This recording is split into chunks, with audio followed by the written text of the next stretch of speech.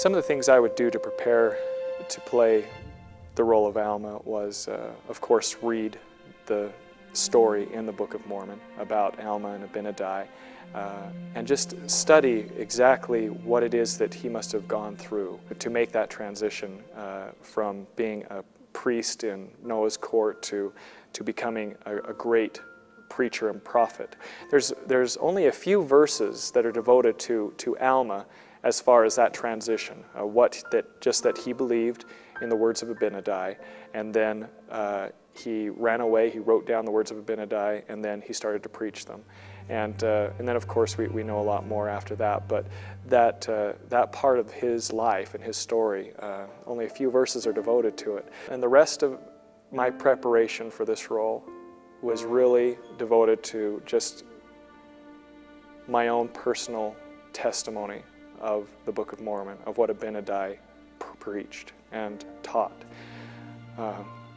He taught some beautiful things, and I found myself, as Dallin Bayless, believing what it is that he taught about the Savior and about the resurrection, and that personal testimony is something that I could feed on as Alma, because that same testimony and spirit that he felt at that time whilst he was listening to Abinadi is the same spirit that I felt personally as I read his words and thought about them and prayed about them. As I've had an opportunity to be able to portray historical figures, church history figures,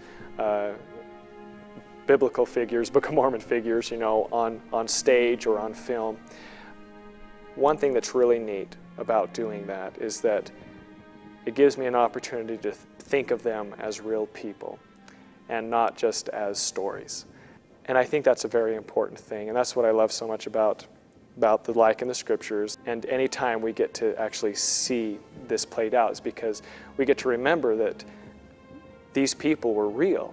They had real feelings, they had real problems, they had real trials. They really did have to stand up for that which was right, even at the risk of their own life. In Abinadi's case, he gave his life. He really did that, and he really testified of Christ. And Alma really did have to change his heart. And I think about what it must have taken for him to be able to do that he was not doing the things that he should have been, but he believed on Abinadi's words. And as a result, he personally changed his life. It just gives me a greater appreciation for these people that we read about in the Scriptures, because it brings them to life.